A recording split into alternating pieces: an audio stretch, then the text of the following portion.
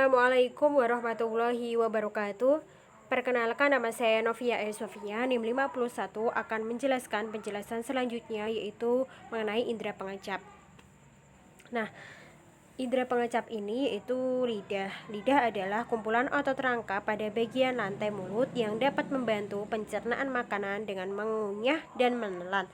Lidah dikenal sebagai indera pengecap yang banyak memiliki struktur tunas pengecap. Lidah mempunyai hubungan yang sangat erat dengan indera khusus pengecap.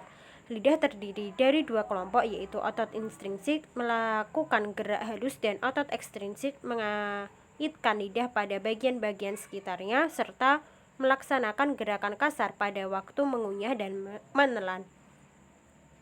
Lidah terletak pada dasar mulut, ujung serta tepi lidah bersentuhan dengan gigi dan terdiri dari 6 otot serat lintang dan dilapisi oleh selaput lendir yang dapat digerakkan ke segala arah.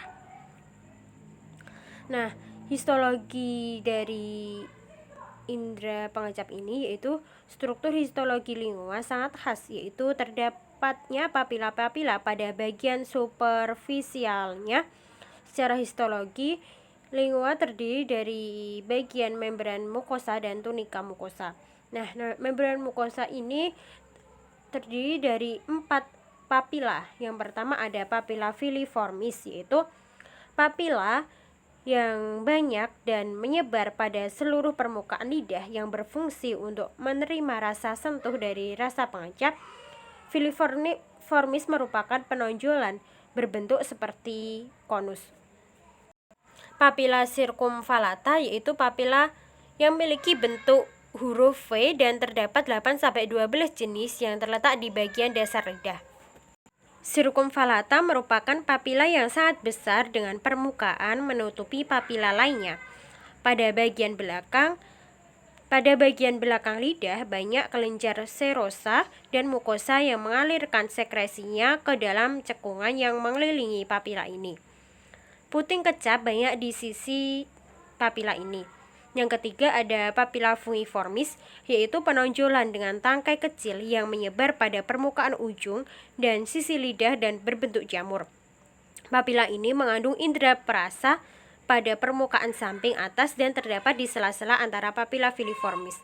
Kemudian yang terakhir ada papila foliata, yaitu berbentuk menyerupai daun. Terdapat di sepanjang tepi lateral belakang lingua. Papila ini terdiri dari valium papillae dan sulcus papillae. Papila ini memiliki banyak indera pengecap.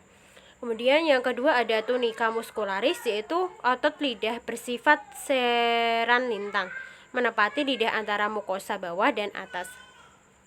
Kemudian perhatikan pada gambar di PPT, yaitu pada gambar kucup pengecap. Nah, tunas pengecap adalah bagian pengecap yang ada di pinggir papila. Terdiri dari 2 sel, yaitu sel penyongkok dan sel pengecap. Nah, sel pengecap ini berfungsi sebagai reseptor, sedangkan sel penyongkok berfungsi untuk menopang. Nah, lidah mempunyai bagian-bagian.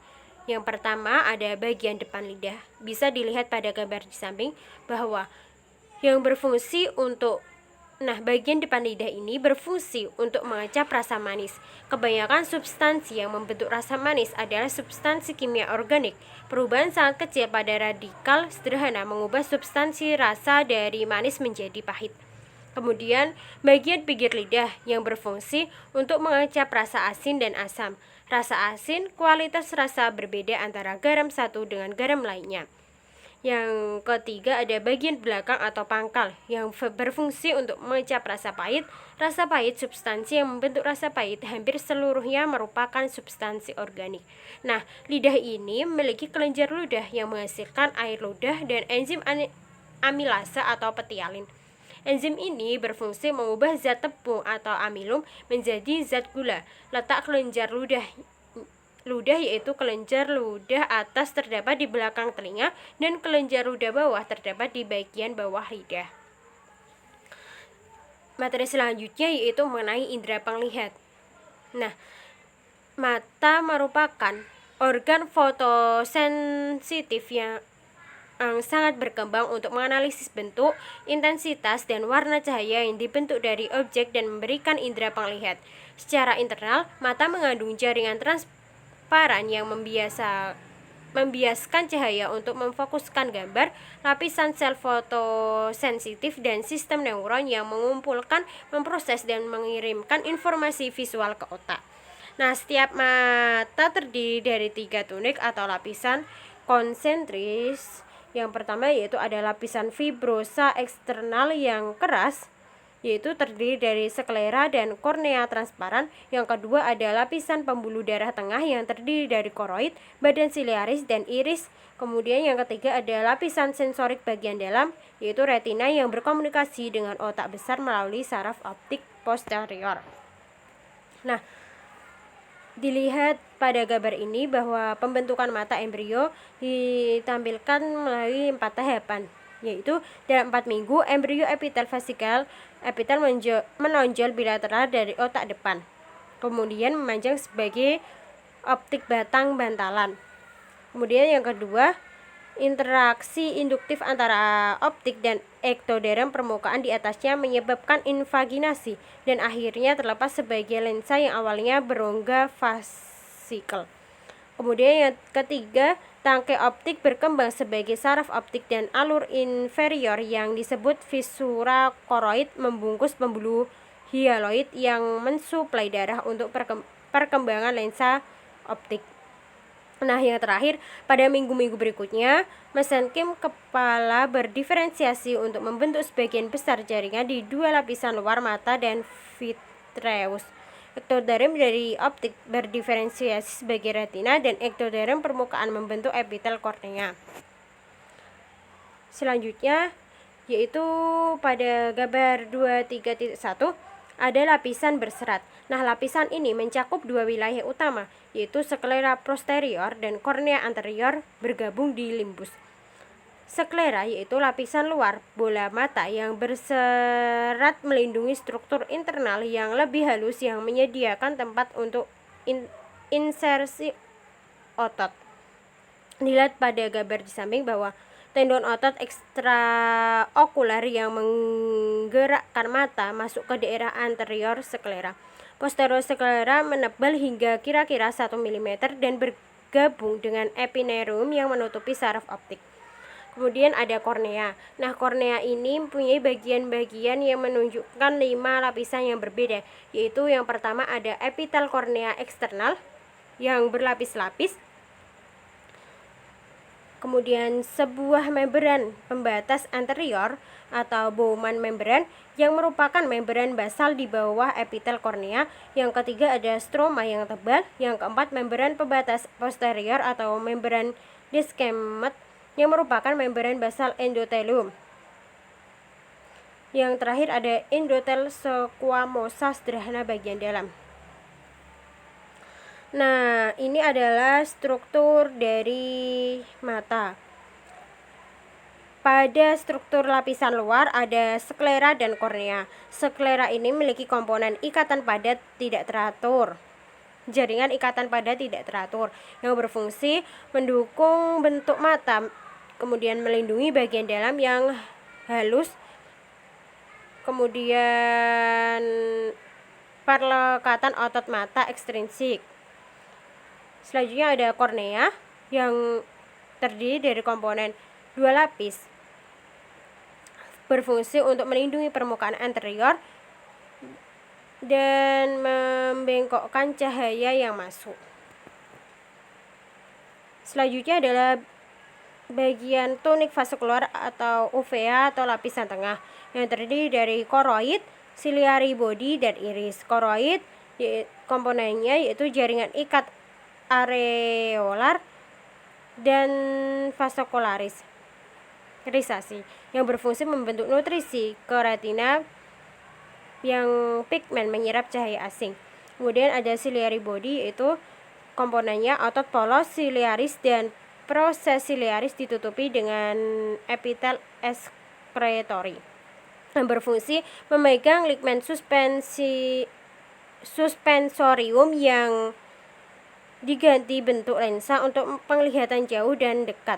Epitel mengeluarkan cairan humor. Kemudian iris komponen pada iris yaitu ada 2 lapisan otot polos dan penghubung jaringan dengan pupil sentral yang berfungsi mengontrol diameter pupil dan cahaya memasuki mata.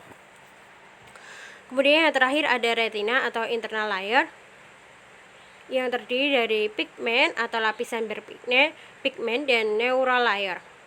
Komponen dari lapisan berpigmen yaitu ada sel epitel berpigmen yang berfungsi menyerap cahaya asing, menyediakan vitamin A untuk sel fotoreseptor.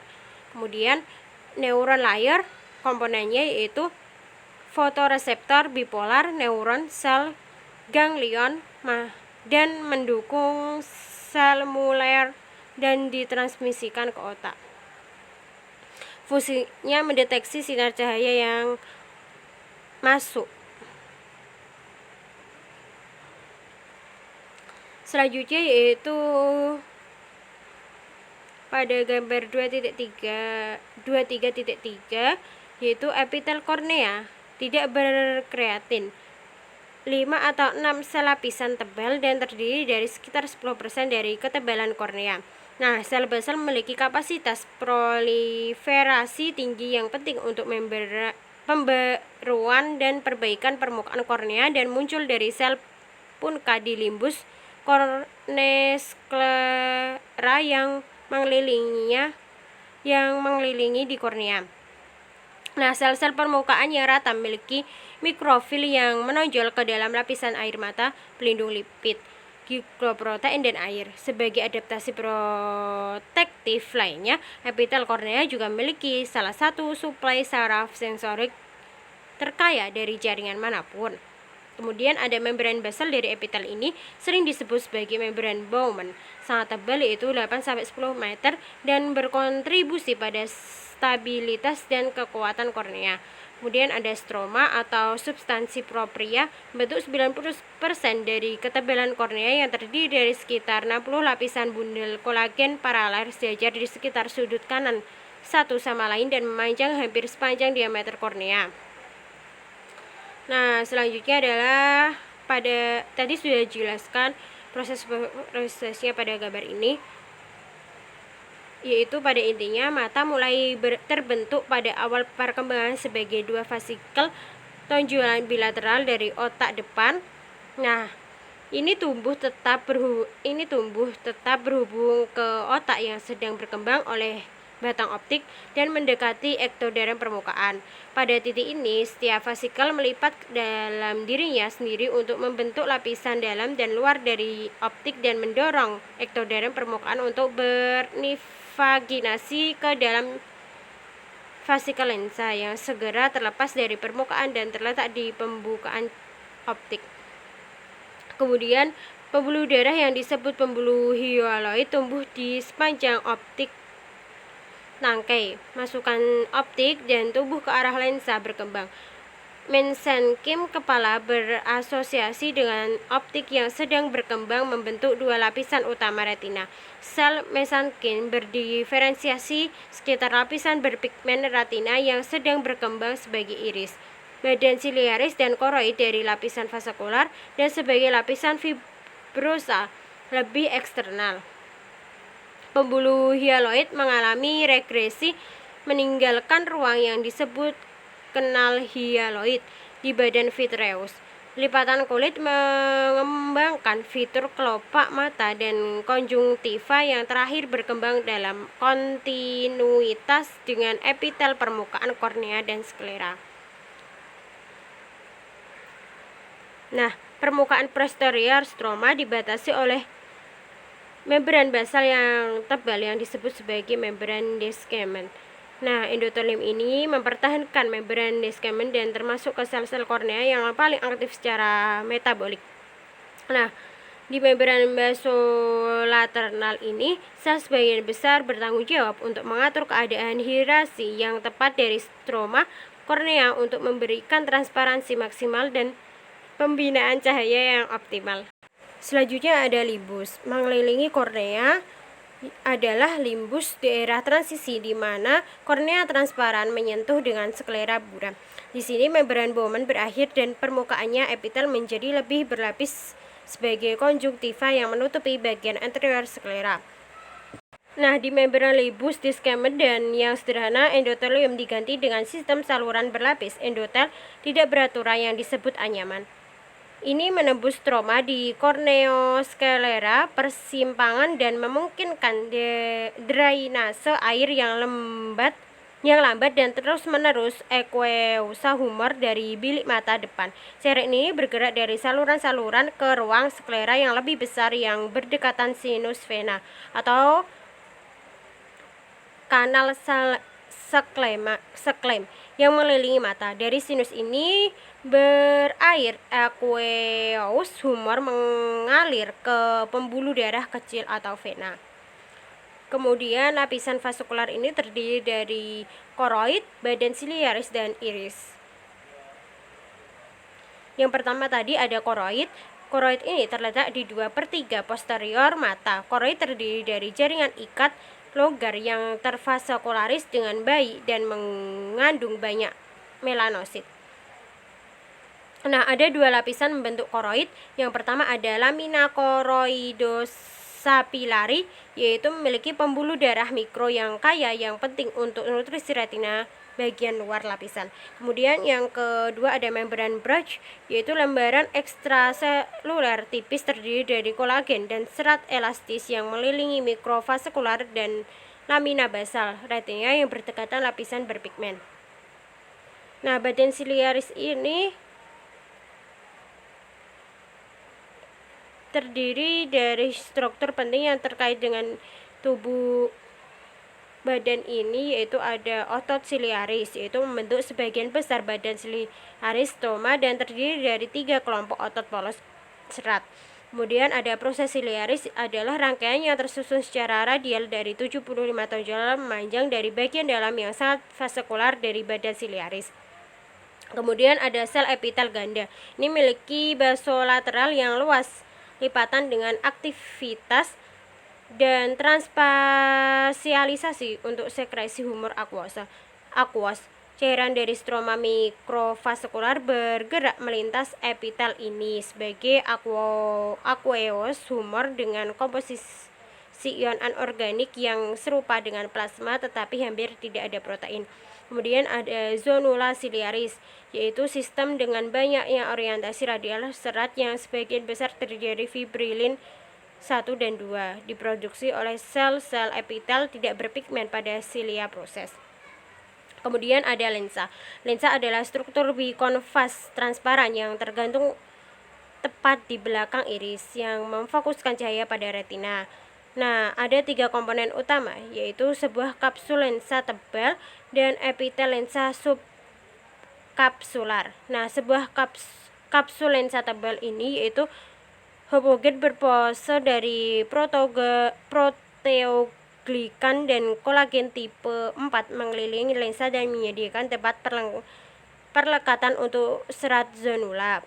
Nah, kemudian ada epitel lensa subkapsular terdiri dari 1 lapisan sel kuboid hanya terdapat pada permukaan anterior lensa.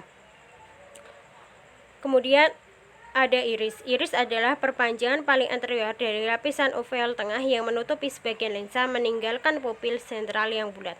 Permukaan anterior iris yang terpapar humor aquos di bilik mata depan terdiri dari lapisan pada fibroblast dan melanosit dengan proses interdigitas dan tidak biasa karena kurangnya penutup epitel.